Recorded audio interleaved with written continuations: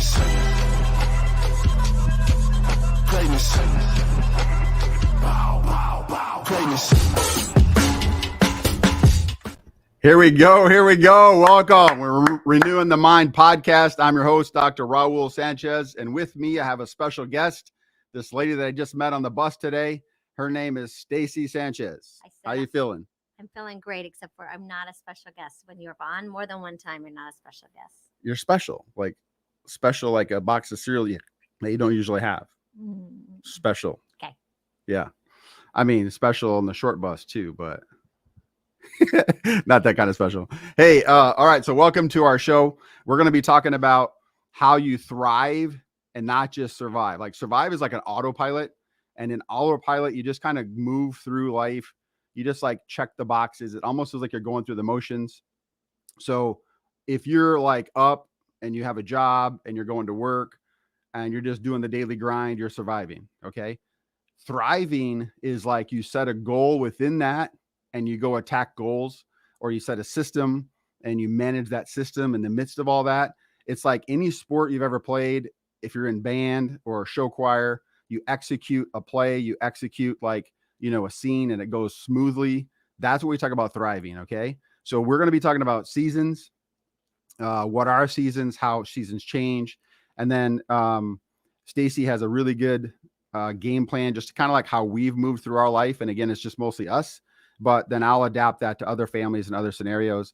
And what you're going to find is through this, we're going to be talking about our three pillars, right? Renew your mind or renew your perspective. Okay. And then you're going to move, and then you're going to find. All right. So we move toward the uncertainty. We find what's awesome in the middle of that pain.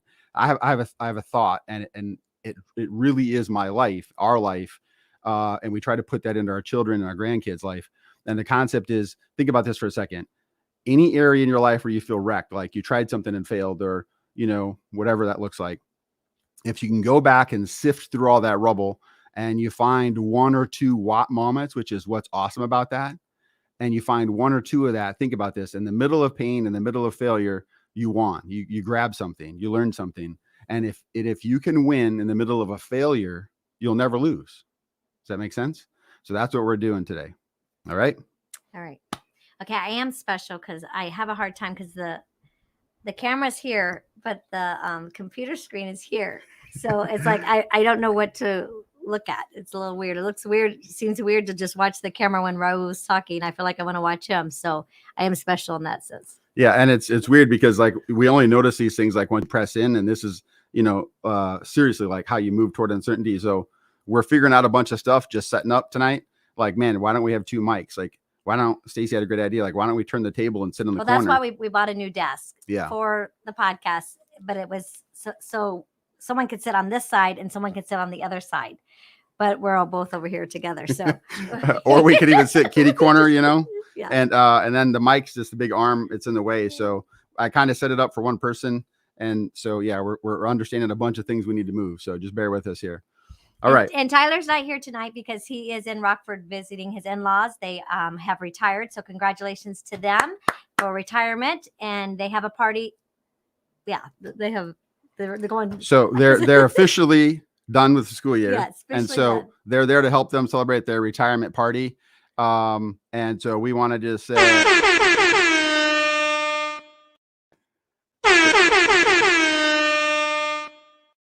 There we go. There's two of them. Because I didn't know if it was a surprise, but it wasn't. I sure hope it wasn't because we just ruined it if it was.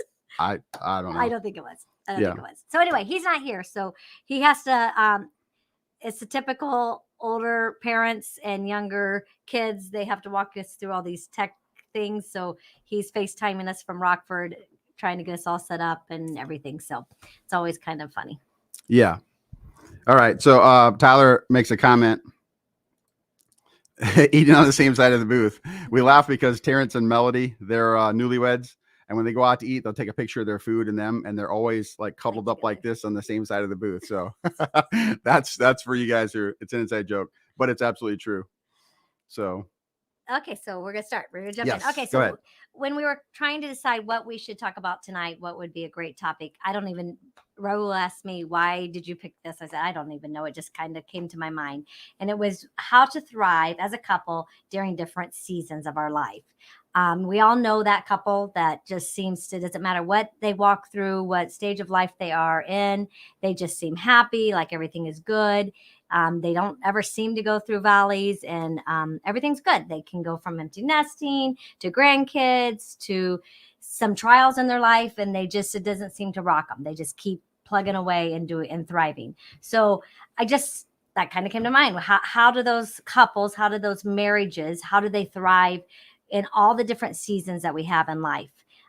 So I just thought let's dive into that. Let's think about that. Let's really think what would cause them to be able to do that. And so we can all go for that. We can all try and strive for that for our own marriages. So first of all, I just started thinking of seasons. Okay, so what do we mean by seasons?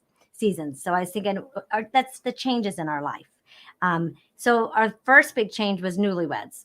When we got married and when everyone else got married, you go from living single, only worried about yourself, to all of a sudden being a couple under the same roof. And if we all know, when you're newlyweds, you had those fights because all of a sudden you have to figure this other person out. They might all of a sudden be early risers. You might sleep in. They might eat dinner at 5. Your family maybe are always eating at 6:30. All these little things that you don't think about, all of a sudden you have to walk through with them and how you do that.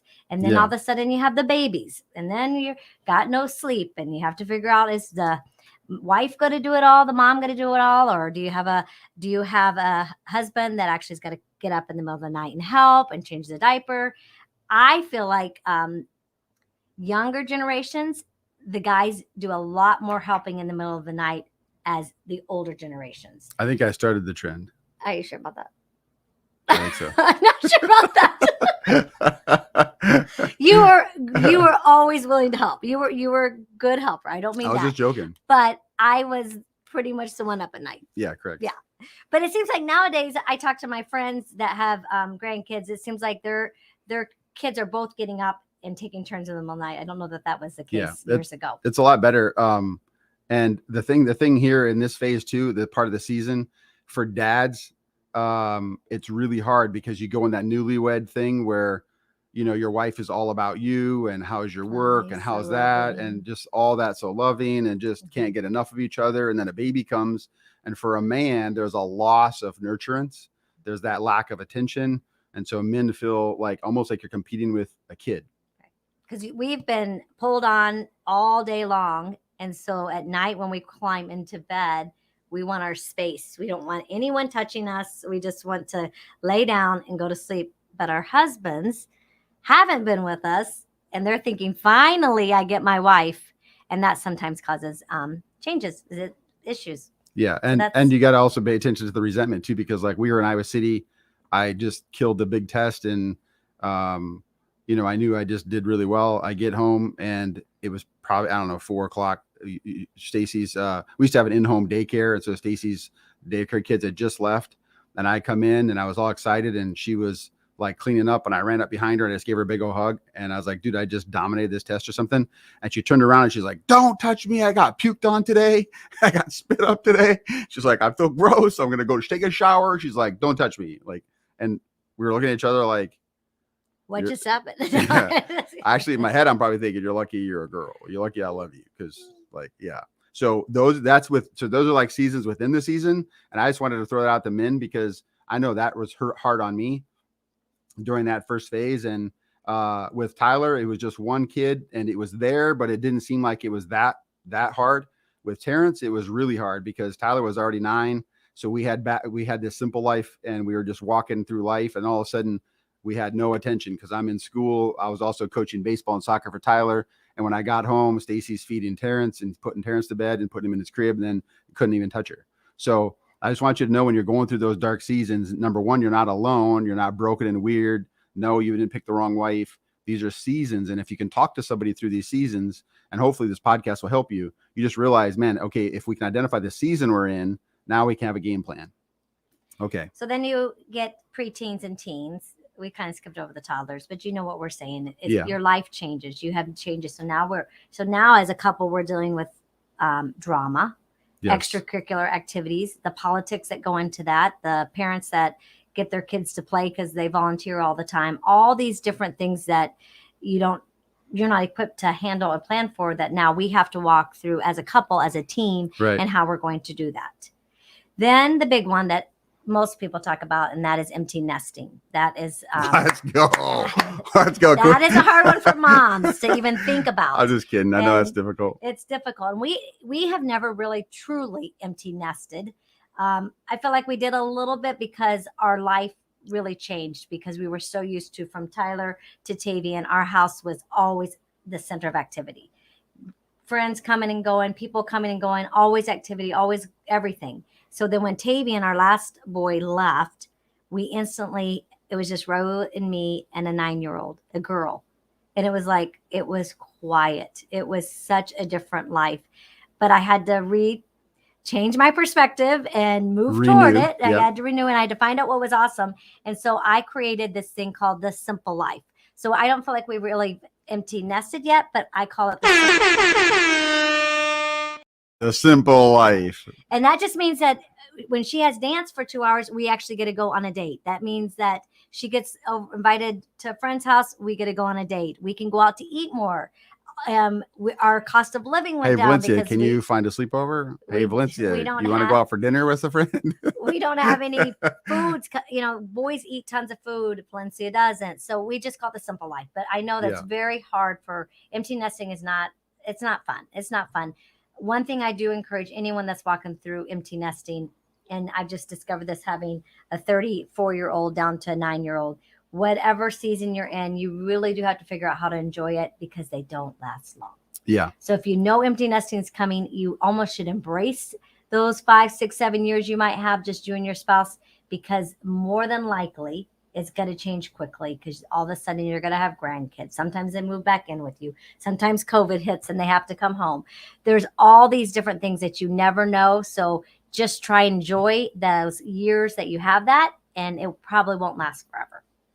So if you're taking notes, I want you to say that point again. That's a huge point. So when you identify the season you're in, what did you say?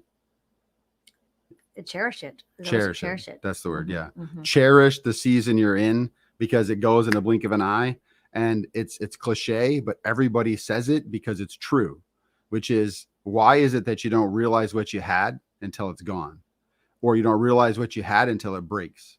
And at that point, it's almost too late. Like, you need people to help you tug a war to pull that system back together, because once it's gone, it's gone. So cherish, that's a good word. Cherish that season. That's good. Well, someone had told me that long time ago, before Tyler was like graduating, or I don't even know what they talked about their kid. And I just made a decision that I was going to cherish every moment I had with my high schoolers. And there were nights, I remember Tyler, Terrence, Tape, every single one of them, they would come into our room at midnight, and they would be in a talkative mood, and they would sit there for hours. And I would have to tell myself, Stacy, don't worry about sleep. Cherish this moment. And I'm glad I did, because when they finally did graduate, I didn't feel like, where did those years go? I didn't enjoy them. Yeah. I really felt like I cherished them. So that's for empty nesting. But the next stage is... Hey, hold on. Dave Marion has a good comment here. He says, delight in each other's delights and never pass on giving a compliment.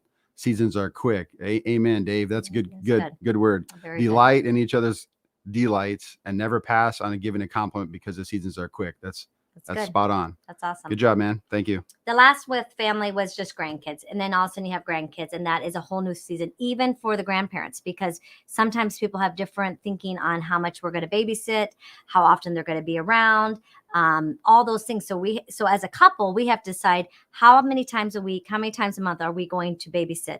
Where are the boundaries? How's that the grandkids fit into our couple family? And so that's another season that you have to work through. So that's one. Another season we talked about real quickly is financial. That's seasons in our life. When we first got married, we lived on $500 a month.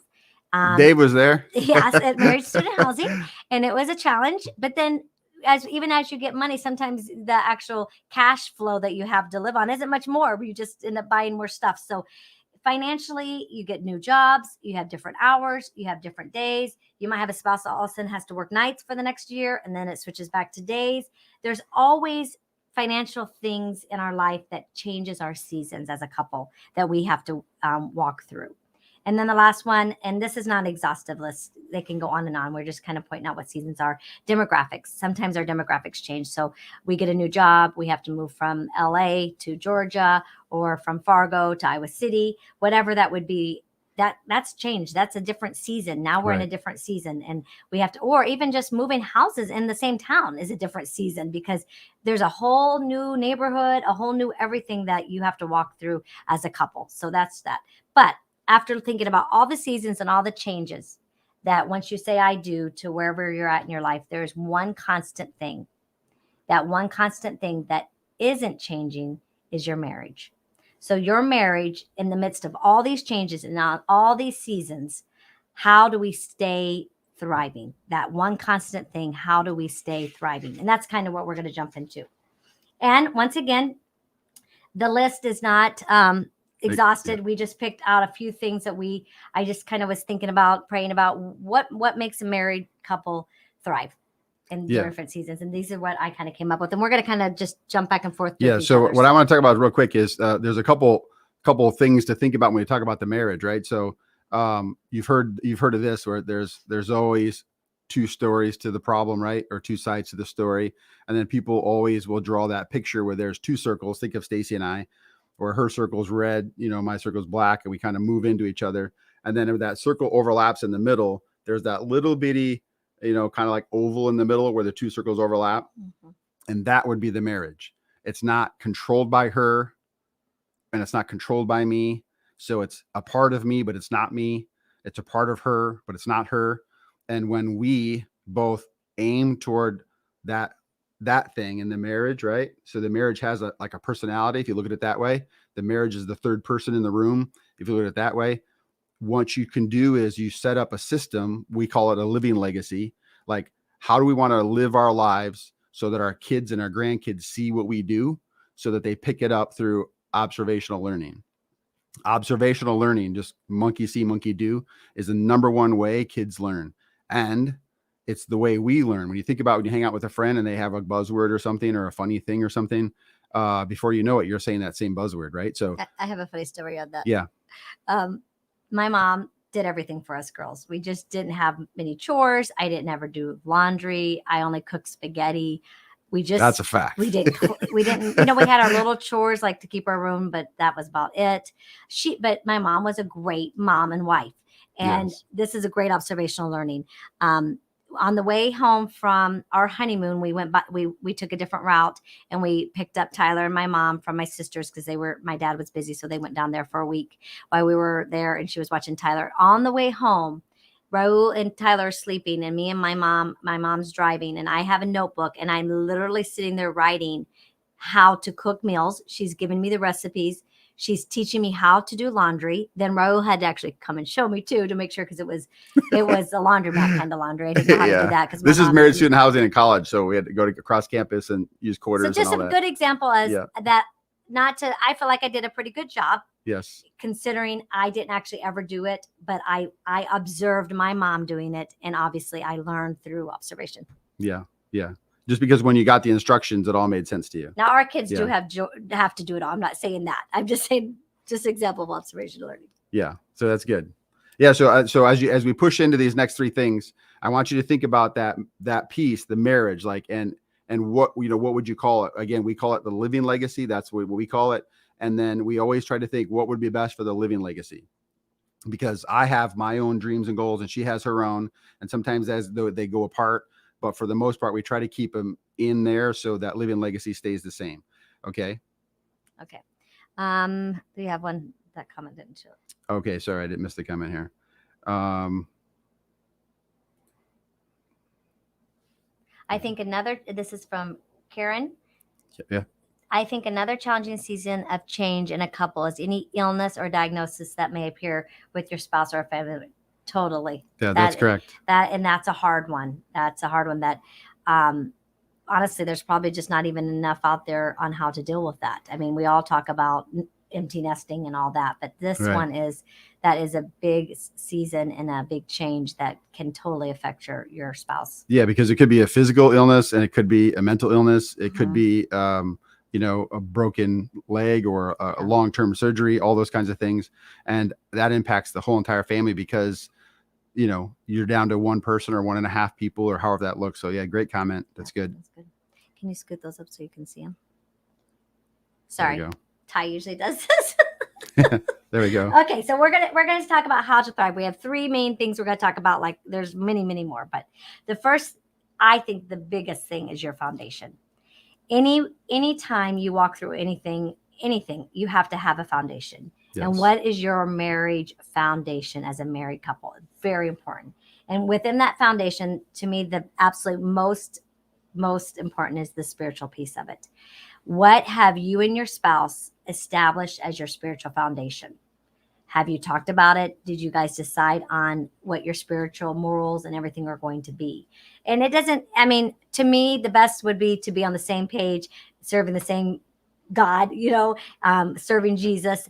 But even if it's not, have you figured out how that looks in your marriage, how that looks in your family? So that's one. And then the next one, kind of similar to this, is the beliefs. Your beliefs on certain things like divorce.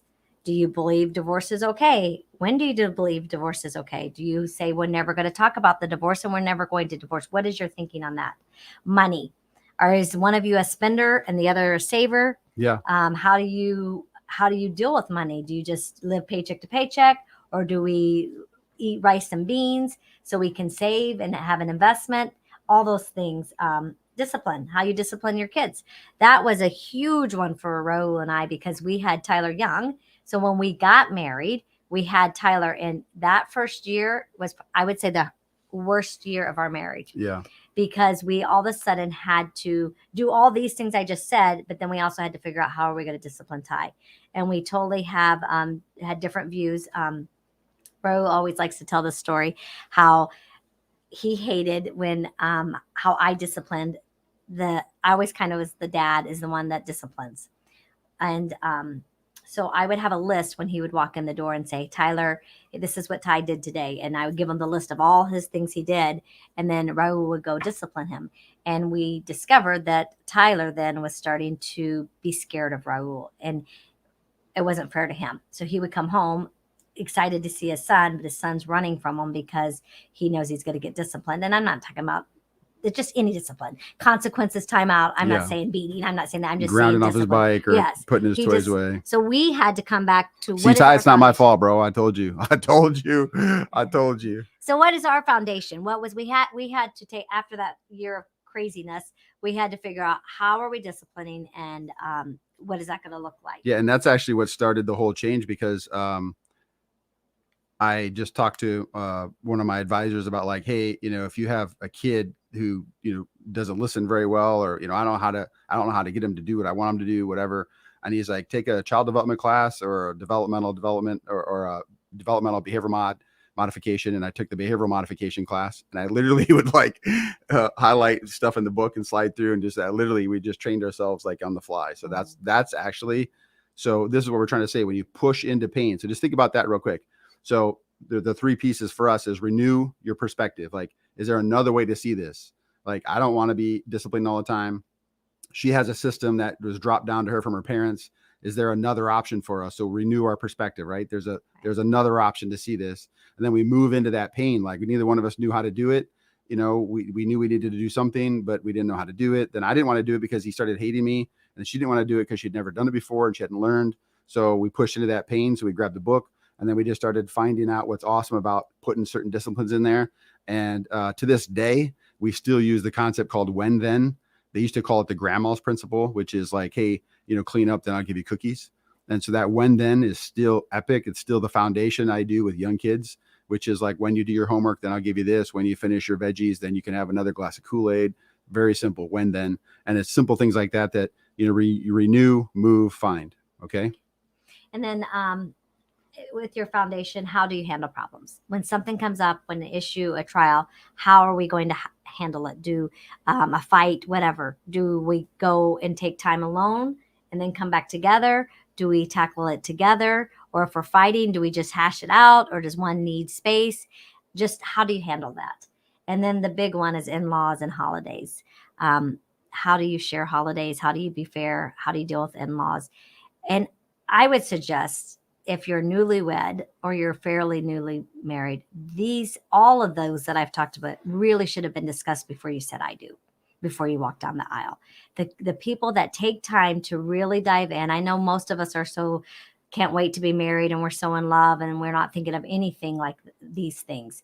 But if you can, Tyler teaches before he marries people, you have to walk through a marriage course with him, which I guarantee you they talk on a lot of these topics for the foundation, because you want to establish that firm foundation that won't crack.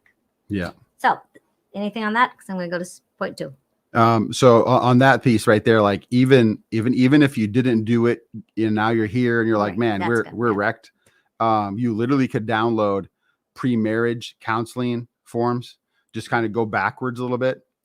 And if you just glance, like when we did it with our pastor, it was like 18 pages. And there's little things like, do you make your bed in the morning? Do you eat breakfast right when you wake up? Just a bunch of stuff like that. And awareness. And I remember thinking, like, what does this have to do with anything? Like, can we just get married?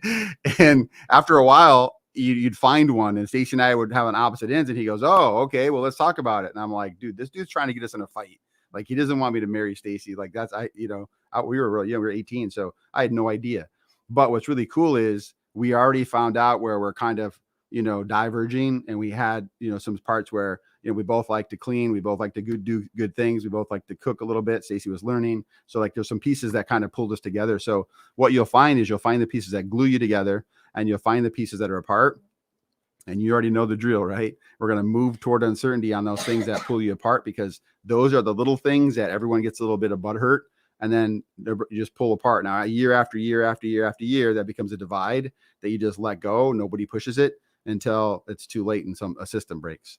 So it's never too late to go after that. And we even have a couple friend that their kids were probably in elementary age, and they really hadn't, I don't think, done this too much. And they literally took a weekend and they went away alone together for a whole weekend. And they literally got a notebook and paper, and they went and they just started diving into these issues and all sorts of things. But they literally took a weekend on their family and their marriage and how it looks and what they're going to do. They watched some videos. They did it themselves. They didn't go anywhere. They literally just went to themselves and had pen and paper and wrote down the family plan. So it's never too late. Yes. Okay. The second one. So once you have a firm foundation, one that you two agree on and you're solid on, you have to learn to give each other grace and forgiveness. Grace is free and unmerited favor. So that is very, very vital. The quicker you can forgive your spouse, the quicker you can tackle any season that you're in, because that will knock you down worse than anything. If you're going through a season and you're fighting and you have a resentment and you're offended and everything else, you definitely aren't going to work as a couple. It's just going to get worse and worse. And so if you can practice on forgiving quickly and giving them grace, because I found out the minute I think, oh my words, how could he do that to me? How could he do this? I can't believe he thought that. I can't believe he said that, is the minute that I remember something I did wrong or that I've done in the past. And then it's like, okay, well, I can't really get mad at him for that because I did this. So the minute we can understand that we're all make mistakes, we all hurt each other, we all do things that is not correct or right, and we forgive and give the other one grace, that's the quicker you're going to get through that season as a couple and as a team. Yeah. So, yeah, that's very good. The last one is adapt. You have to be able to adapt as a couple. We just talked about all those seasons just in the families alone, newlyweds to teens to empty nesting. Man, there's a lot going on there in your life. So you have to learn to adapt as a couple. When change happens, how well do you change how you're living, your lifestyle, your actions, your behaviors? How quickly can you adapt? If a crisis comes, all of a sudden you get a phone call and it's not good news. How quickly as a couple can you adapt without fighting and as a team? Yeah. So Tyler had a comment here. As a couple, it's not about fighting. It's learning how to fight and forgive well. Awesome. Yeah. And a lady that we follow who's a Christian and she's a prophet, and she says aggressively forgive. aggressively forgive, like go after it like it's your life goal. And I've been trying to do that because, in all honesty, Stacy forgives a lot faster. I wouldn't say I hold a grudge, but I get cognitive really quick. I get analytical. I'm like, well, you knew better. Like 6 months ago, we had this issue. Like, why would you? It's the same thing. Like those two are similar. Why would you do it? And I get stuck there. And as soon as I just don't think about it, and I just start praying, and then I just go, she's human. She's my wife. I love her. So I have to work. That's my issue. I feel like I give grace easily, like small mistakes. But when there's like, I feel like it's a dart, like it's an emotional thing at me, I kind of still want to fight through that. So I was just thinking that. I think it's the hardest when I have done something to hurt him personally or whatever, said something or told him something and it hurts him personally. That's Right. harder than just something silly, Yeah. And it just depends on who you are. Some other people are so mad about dumb mistakes, like spilling coffee or something, and somebody just flies off the handle. You have to know your weakness, and you have to know, like, just because you're offended by it doesn't mean it was wrong for her. Right. Who is it? Deion Sanders. Deion is brilliant. Deion Sanders says this: don't let my confidence offend you. Because he's confident. Why should I be offended? Right. So like little things like that, you have to know your weakness, what offends you. And then those are the pieces you have to really aggressively forgive, because just because you're sensitive to it doesn't mean it was a worse crime for her. Does that make sense? So that's good. So, I mean, even adapting as a couple, like Karen said about diagnosis or something like that. Yeah. How are you going to adapt to that diagnosis? What precedes, what's going to come after that? How can you adapt as a couple to be there for each other, to be supportive, to walk them through it, and to be their biggest support? So all those things. Yeah. You were going to talk about emotional. Yeah. So this part really here, adaptation, the adaptability. So we think about this, like pick any athlete, right? So like, let's talk about baseball, because we're heading into like, softball World Series is on, Longhorns are in there, right? My birth state. So you could see an athlete like, this person could play catcher. She could play shortstop. She's running down balls in the outfield. We call her, she's adaptable. Like, man, she's just a superb athlete. Like her athleticism is up high. Let's say, as opposed to somebody who only plays first base, they just lock down on skills on first base. Their skillsmanship on first base is solid, but if you try to put her at short or you try to put her in the outfield, she can't adapt. Does that make sense to you? Now, we understand that the most athletic people always see the field. Okay. Now I want you to just pivot a second, and here's the concept. The most emotionally athletic or agile people, they can transfer anywhere. They could be a CEO, they could be a salesperson, they can be in marketing, they could be the front door person. Wherever you move them, because they have high influence, they could just influence people. And we all look at those people and we're like, man, that dude's attractive. She's attractive. I don't mean like cute, physically right. Cuteness and stuff. I mean, like, I want to learn from her. I want to learn from him. Like, I want to be in his inner circle, that kind of a thing. So that emotional agility is superb. It's the number one predictor of who the best CEOs are in the country. And they use that to take a look at the research on which CEOs did the best at leveling up their companies during COVID. And that was the number one predictor, the ability to adapt and use emotional agility. Now, emotional agility specifically is you don't get stuck on one thing. So like if you're measuring, let's say, productivity, and with COVID, people can't go out, you have to adjust your metrics. Okay. So in our house, if we've got a budget and we're both employed, and because of COVID, she lost her job, now it's a new season, I can't use the same metrics. But if I get stuck on those metrics, I'm going to be the guy holding down the fort financially, and I'm going to hold so much resentment toward her and anger at her that even if she spills coffee, I might just like slam the door and drive out and just be mad at work and not even come home for dinner because she spilled coffee. But it's not about the coffee, right? It's the inner pain of me still using the old metric system, like she's not keeping up. So I want you to kind of use that as we head in to this last piece. And this becomes emotional awareness. So people ask me this all the time. So how do you develop emotional agility? And the concept is you have to be aware first. If you're not aware of why you're mad, and if you're not aware of that you said, hey, you're not even keeping up your end of the bargain, and then your wife goes and doesn't talk to you for a day, you're not aware that she's giving you the silent treatment. Those are emotional awareness pieces. Then you cannot be emotionally agile if you are not emotionally aware. like those couples that say, well, he didn't talk to me for 3 days, but I don't even remember. I don't even know what I did. That's always so weird to me. Like, what? How does that? But it happens. Couples say that. We haven't fought. We haven't talked for 3 days. He hasn't said a word to me, but I'm not even sure what I did. He's obviously not emotionally. Yeah. And because I specialize with children, it's also one of those things too. Like, if a parent flips out on a kid, and I just make this story up, but like, you come in as a dad and your daughter's just laying on the couch, and you realize she didn't take out the garbage. You realize she didn't take out the dog. So you just run over to her and you just start screaming at her, and then you're grounding her and you ground her off her phone, and she just goes into her room and slams her door. And then you're walking around the house going, what did I do? I didn't even do anything. Right. And the concept is, here's what I do. I rewind the clock and I'll say, okay, time out. Go a week from, let's say this is Tuesday. Let's go a week from Tuesday. Let me ask you a question. When you come home on Tuesdays, typically early in the week, Monday, Tuesday, what's your daughter normally doing? Oh, she's 24/7 on her phone. Was she on her phone that day? No. What else would she be doing if she's not on her phone? Oh, she's outside on the trampoline, or she's outside, riding her scooter with some friends.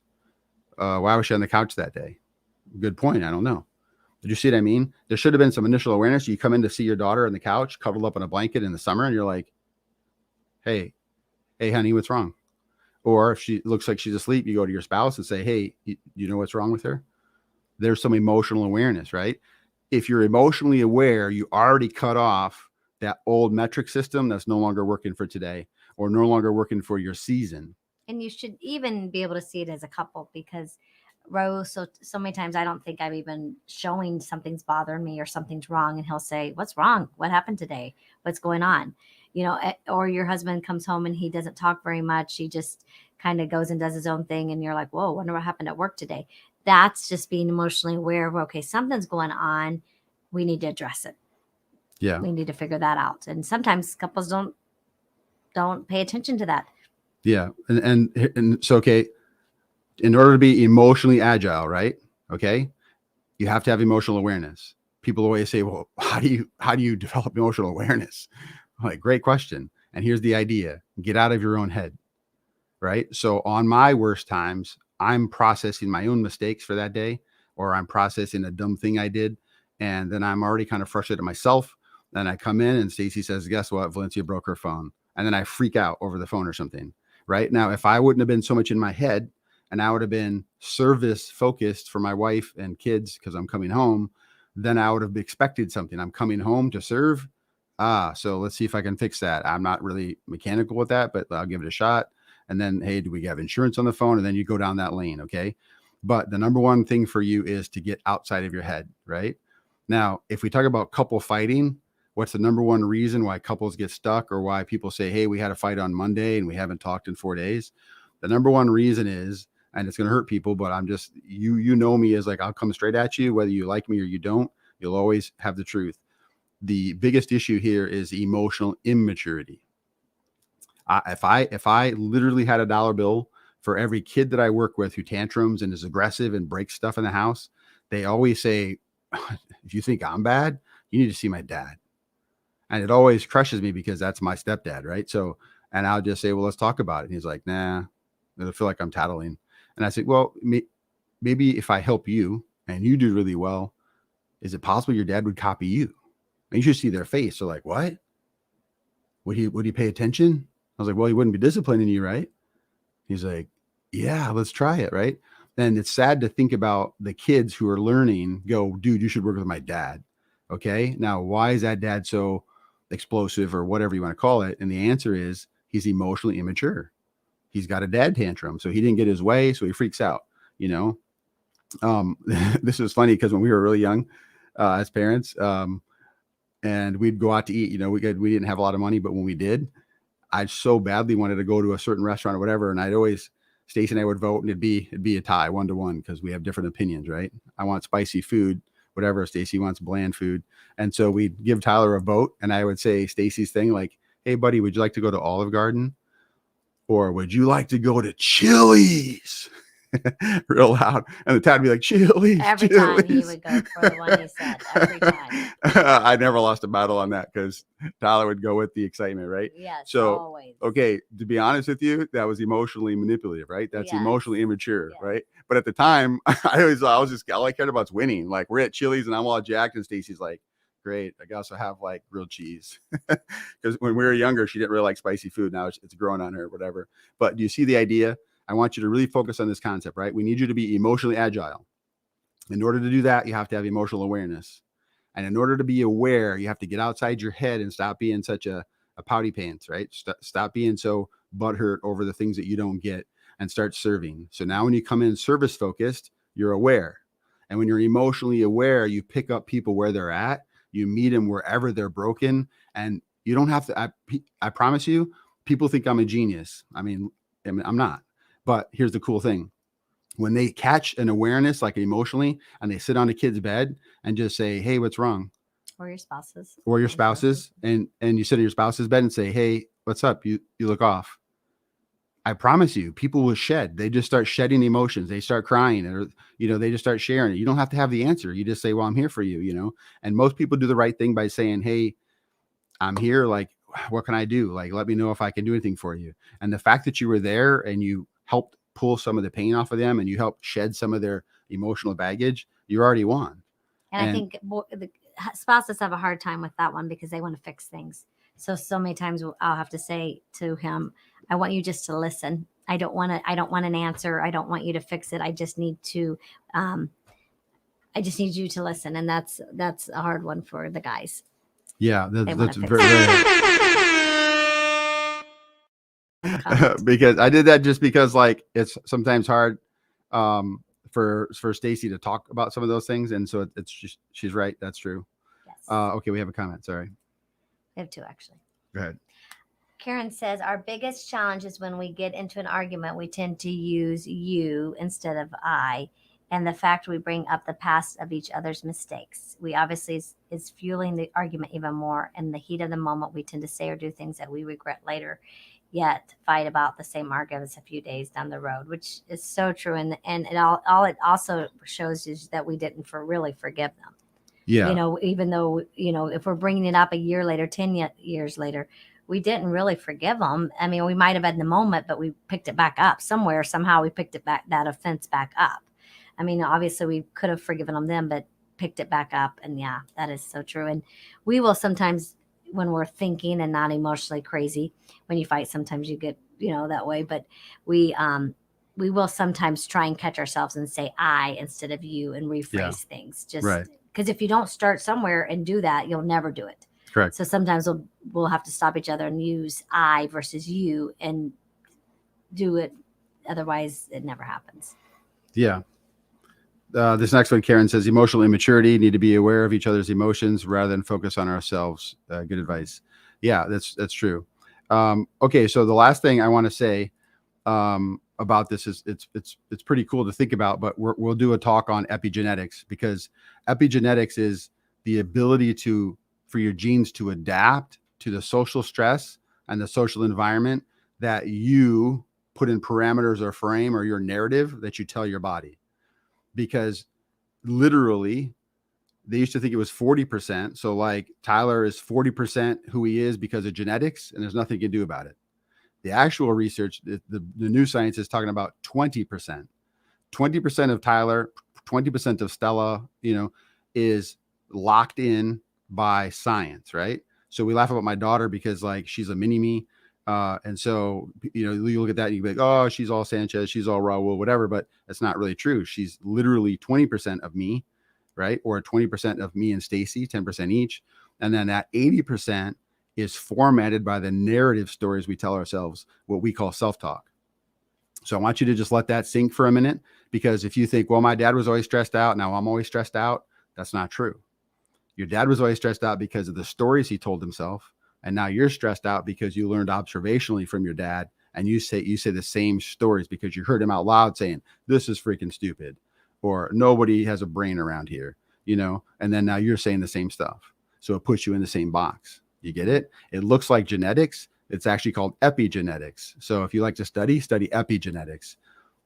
because it's the power of the interaction effect of your thinking, your belief system, your environment, and how much continued or chronic stress you hold. That's what the problem is, right? So, all right, Okay. very I good. think that's it. All right. Well, thank you for joining us tonight. Thank you for my special guest. Tyler, we'll be back next time we're on. I don't know. I mean, this isn't so hard to run this thing. So maybe, Yeah, Ty will be back. maybe we'll Tyler cut will his be pay a back. little bit. His I pay, mean, all right. click on a couple comments. I'm sure he's commenting right now about that. What do you say? I don't know.